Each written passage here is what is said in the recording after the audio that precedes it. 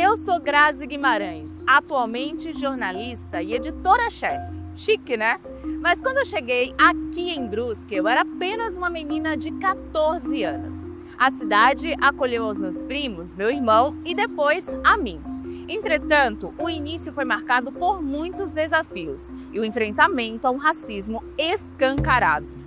Eu sou baiana, nasci no interior do sul da Bahia, o estado mais negro do país, uma cidade sem infraestrutura alguma. Por isso, a minha família veio a Santa Catarina em busca de oportunidades de trabalho e estudo. E, de fato, encontramos essas oportunidades e as agarramos. No entanto, no início, parte da população brusquense não escondeu o racismo estrutural pertencente a muitos. E até uma carta de ódio aos baianos foi escrita. Eu não sou a primeira negra a chegar em Brusque. Muitos antes de mim enfrentaram o racismo, a homofobia, para que hoje todos nós tenhamos espaços de afeto e acolhimento nesse pedaço de chão chamado Brusque. E são essas histórias que a gente vai te contar agora.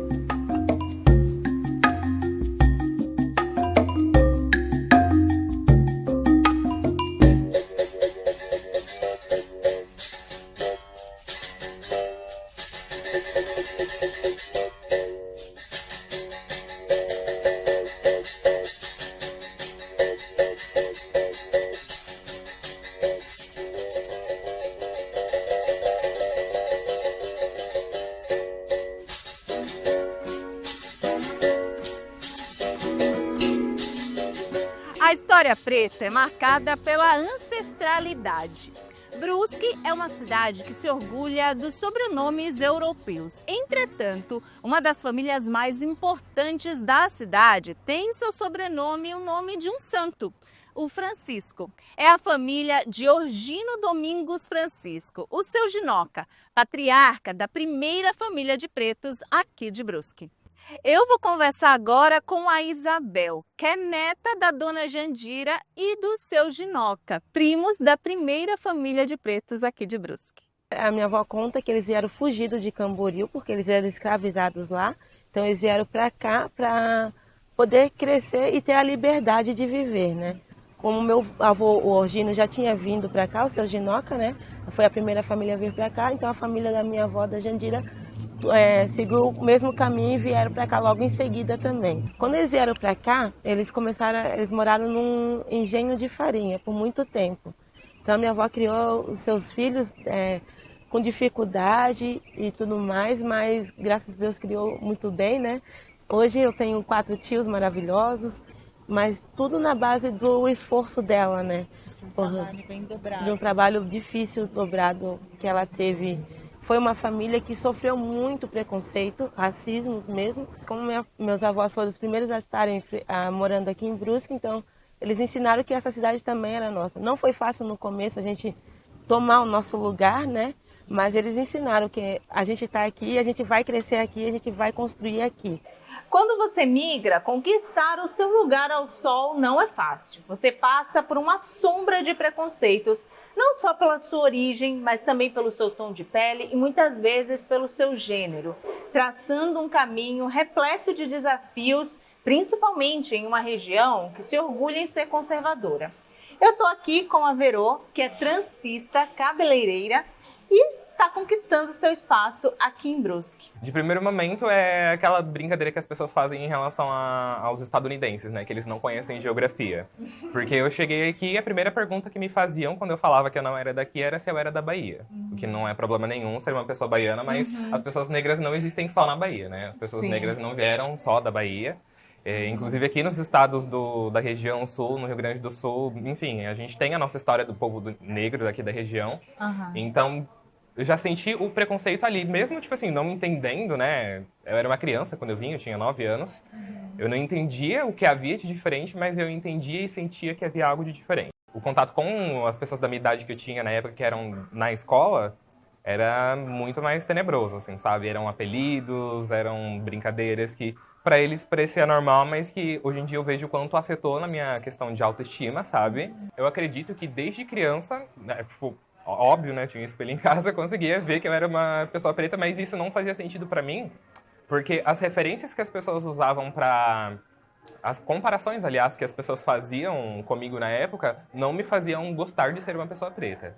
Entendeu? Então, quando eu era criança, eu era muito comparada com a Lacraia, com a Vera Verão, que eram pessoas afeminadas e pessoas pretas, entendeu? Então, na minha cabeça, naquela época, não fazia sentido. Então, não era uma coisa que, tipo, sabe, eu sou preta. Não, eu preferia nem pensar no assunto, porque as associações que faziam, né, de mim com essas outras pessoas me faziam não gostar de ser quem eu era na época, né? E a partir do momento que eu comecei a ter referências de pessoas, não que aquelas não fossem pessoas boas, né? Pra Mas minha pessoa da época, muito né? marginalizadas na época, Exatamente. né? Mas daí quando eu comecei a ter as minhas outras referências de pessoas negras, que comecei a me espelhar nessas pessoas negras, aí sim que eu entendi. Não, eu sou uma pessoa preta e tipo assim, ó, né? Tudo que eu tinha entendido até agora tá errado, entendeu? Conforme eu fui tendo contato com a cultura negra, o que tem disponível na internet, né, e em conversas com outros amigos, eu fui conhecendo as tranças, né? Os povos negros que foram trazidos da África para o Brasil, eles eram ali da República do Congo, da Nigéria. Então, enfim, basicamente, queria saber de onde que a gente veio, né, para tentar entender os referenciais. Esses povos que foram tirados de lá e trazidos não só para o Brasil, quanto para outros países que também, né, praticaram a escravidão, buscavam, né, de alguma forma, ter alguma garantia para quando eles chegassem nesses países que eles, né, estavam sendo levados, porque eles não sabiam como seriam lá, se seriam, né, quente como na terra de origem deles, se seriam lugares frios, eles não tinham noção de nada. Então, nesse momento, as tranças elas eram usadas para além de uma questão estética, que já era usada antes da intervenção do branco na história negra, elas eram usadas como transporte para grãos, entendeu? As pessoas iam fazendo ali, né, geralmente mulheres, mas elas iam fazendo a trança e a cada alimentação que elas faziam de cabelo, elas colocavam ou grãos de arroz ou grãos de milho para tentar, né, chegar nessa terra desconhecida com alguma garantia.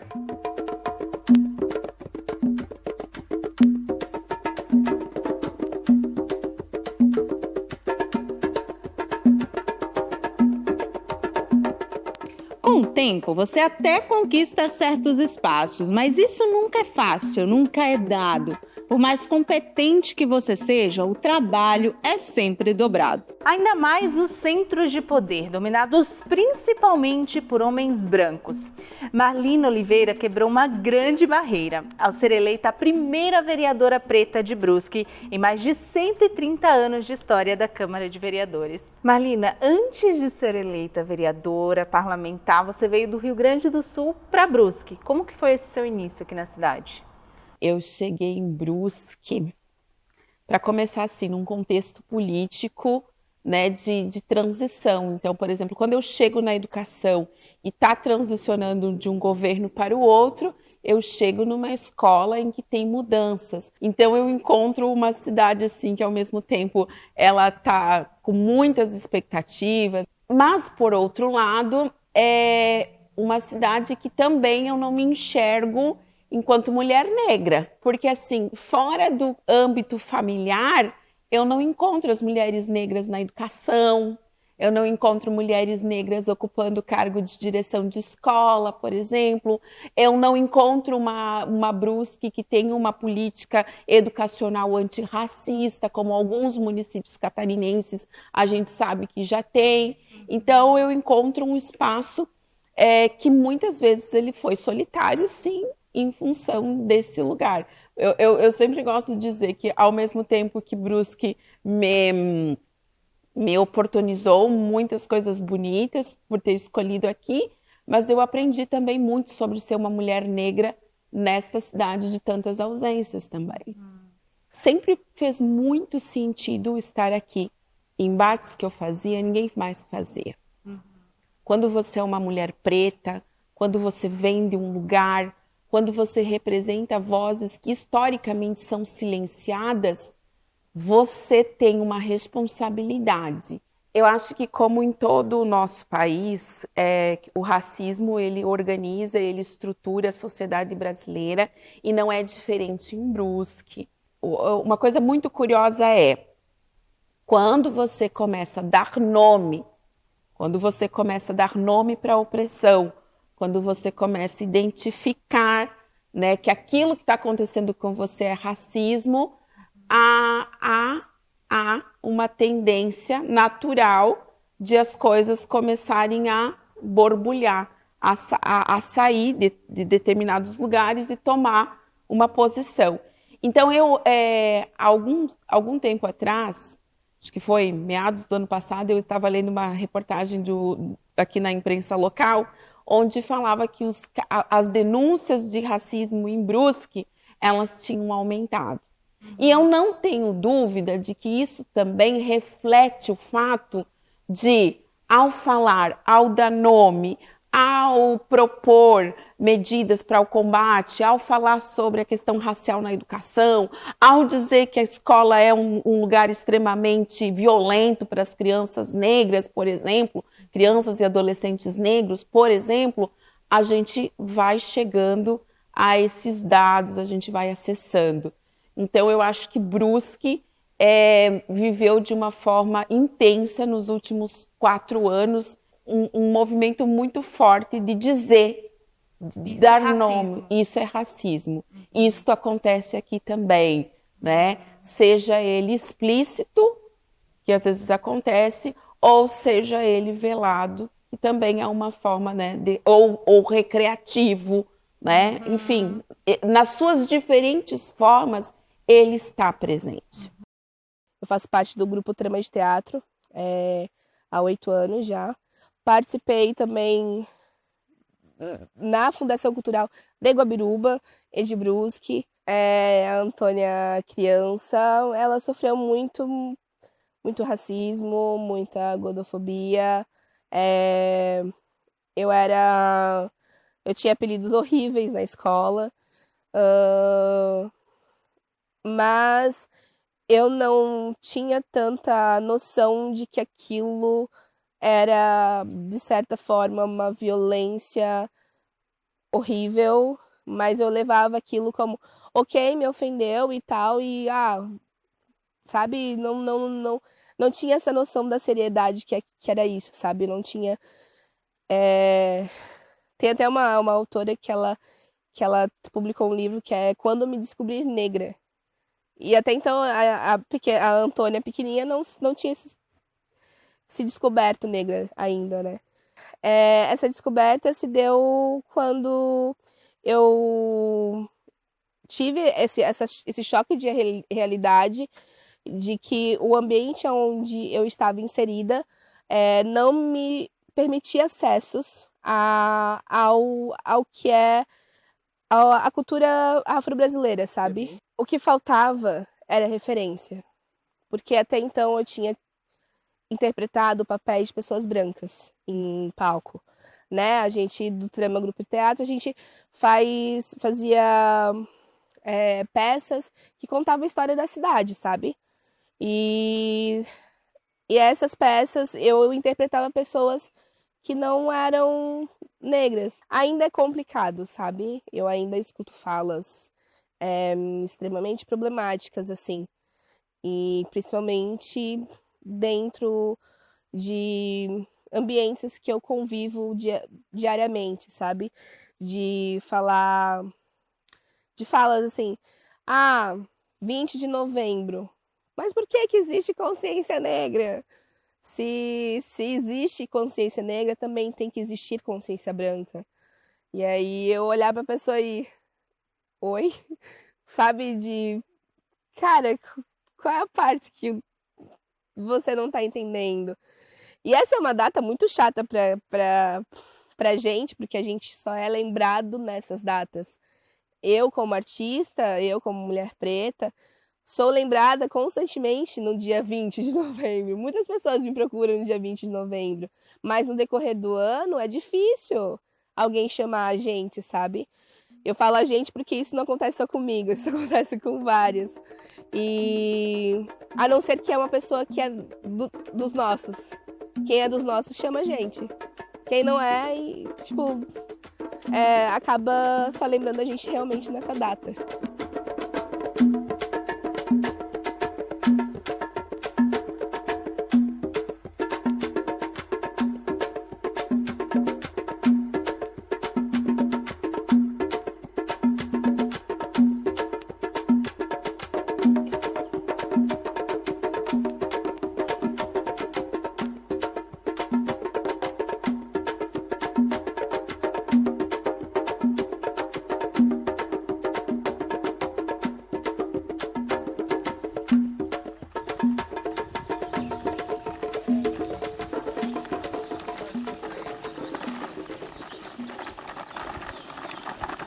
eu ouvi a minha mãe dizer que talvez a gente poderia ganhar alguma terra porque a gente fosse quilombola.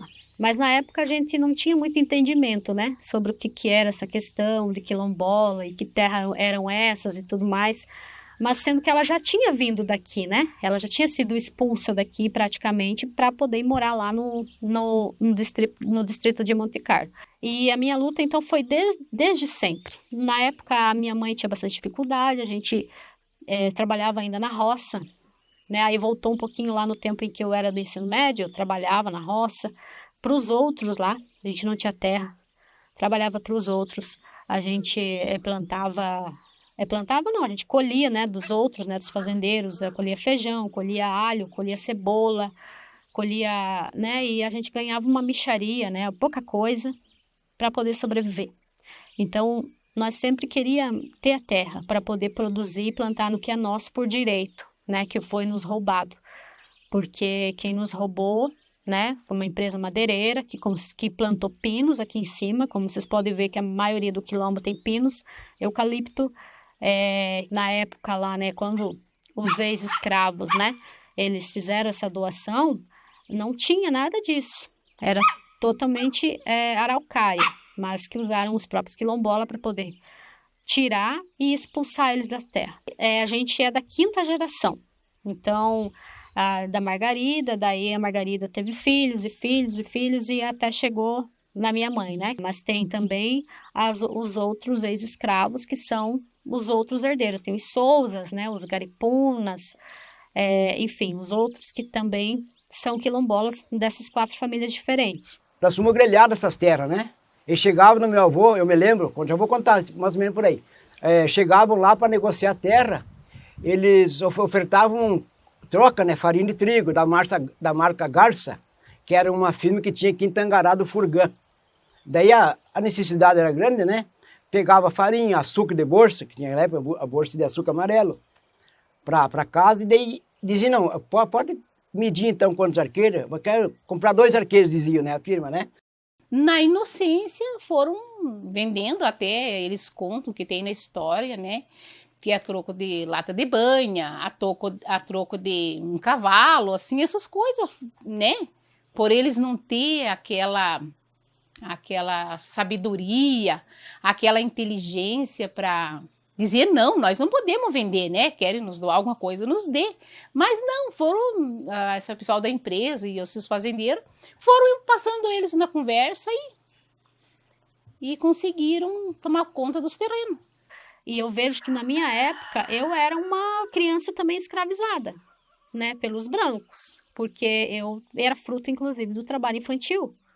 Eu lembro que chegou uma vez, né, que eu e o meu pai, a gente estava colhendo alho, e chegou o dono e falou, corre todo mundo para o mato, porque a fiscalização chegou.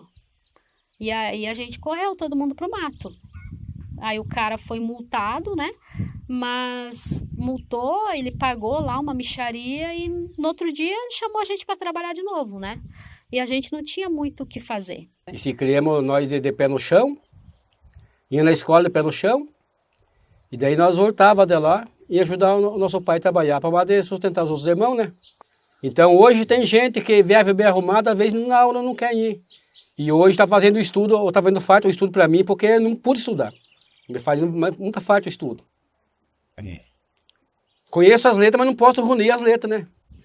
Eu, através, né, não só dos meus estudos, mas também do que eu sempre acreditei, que era dar oportunidade para pessoas negras. Na época, é um município racista, nunca me dava um emprego em nada, mesmo formado já no ensino médio. Eu comecei a perceber, então, que a gente podia fazer coisas diferentes, e tudo começava pela educação. E também apresentar para as escolas da rede que Santa Catarina tem negros, Santa Catarina tem negras, Santa Catarina tem indígenas, tem quilombolas. E quem são esses quilombolas? O que é quilombola?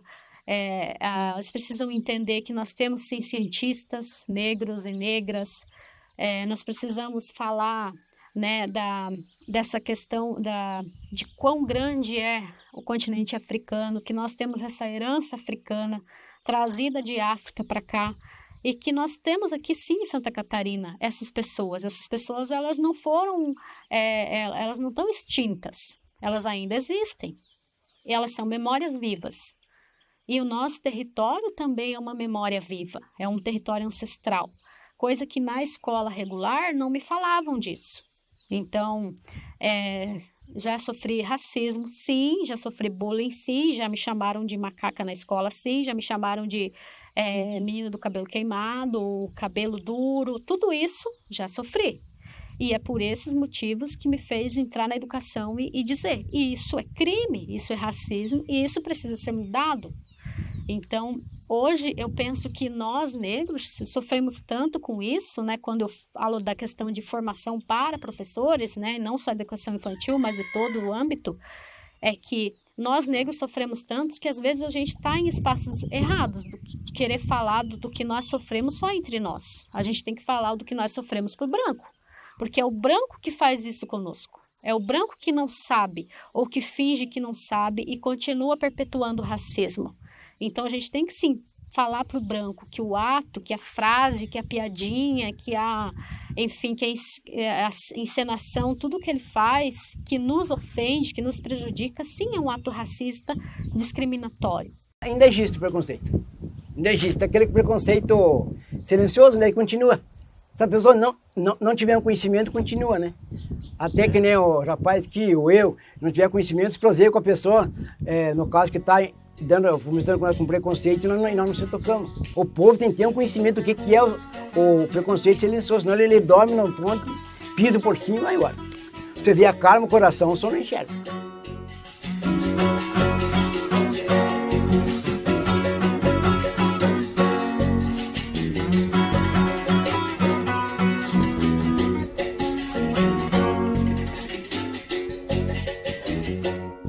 Os negros chegaram na época da escravidão ainda, né? Os primeiros negros. Eles vieram de São Paulo, via São Francisco, e de via São Francisco vieram pelo mar e portaram aqui no porto nosso, que nós temos um rio aqui, sabe? E aí começou a vir os primeiros negros para cá. E com isso também veio o catumbim junto, sabe? Que antigamente ninguém sabia. O catumbim era tratado como bandeira da Nossa Senhora do Rosário. Esse era o título e o nome que o pessoal deram, porque a maioria do pessoal negro não sabia ler e escrever, né? Então, sabia falar. Mas, então o que é que eles fizeram? Não procuraram saber da onde que eles sabiam que veio da África. E o catumbim, ele saiu, por exemplo, ele saiu muito para fora aqui. Eles iam aqui para o nosso lugarzinho perto, que nem Morro Grande, Barra de Itapocu, São João de Itaperiú, Barra Velha, Itajuba.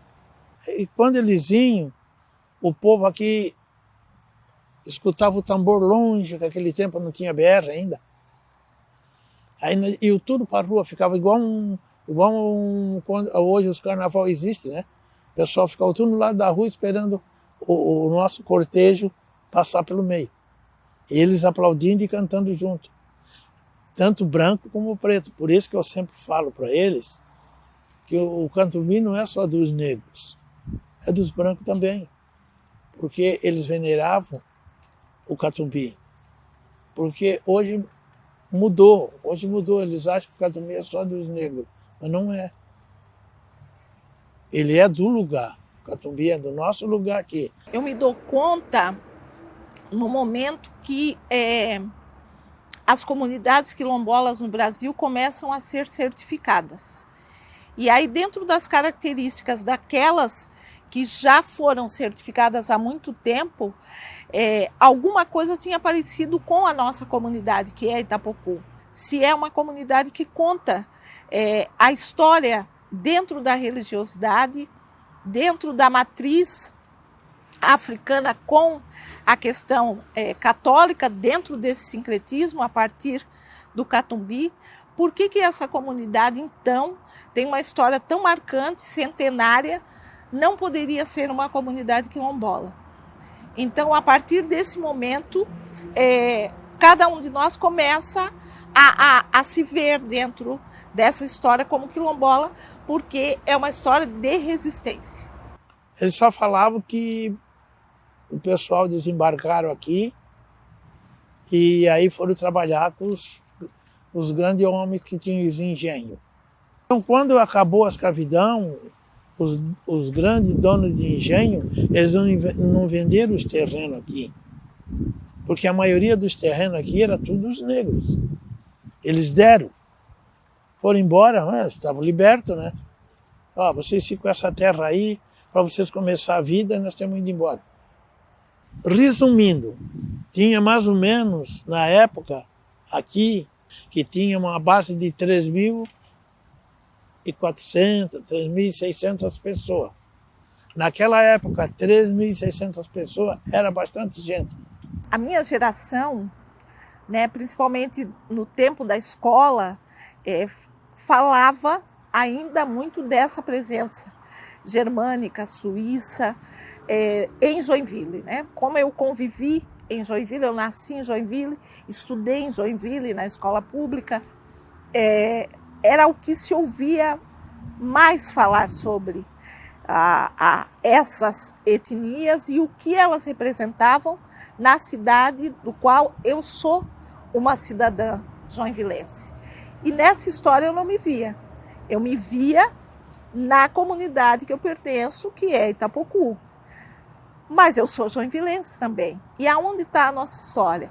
Então a nossa história ela começa a ser desmistificada e incluída no contexto da história de Joinville, quando pesquisadores descobrem que há de 13 a 14 pessoas escravizadas enterradas no cemitério dos imigrantes. Então ali começa a nossa história. Ali começam a dizer que o João, o Pedro, a Maria, que estão ali, que são crianças, jovens, adultos, enterrados em covas rasas, também fizeram parte desse processo. Porque eu lembro quando eu era criança que nós íamos visitar o museu em visitas de escola, que os pesquisadores diziam, mas aqui em Joinville não teve a mão escrava. E aí eu me perguntava, mas o que eu faço aqui então?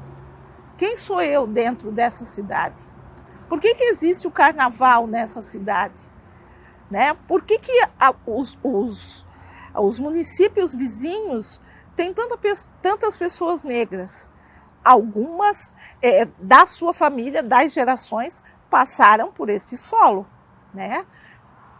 E aí a gente começa a compreender a nossa presença graças às pesquisas realizadas. Né? O nosso povo ainda vive muito à margem. Existe uma regra. A regra está estabelecida. Nós que estamos em outros lugares produzindo, mostrando, pesquisando, instigando, nós somos a exceção.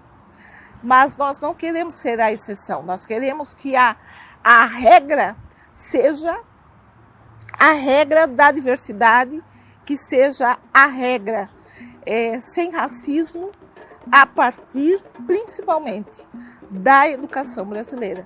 Então, o Brasil precisa ser mais justo com a nossa história negra.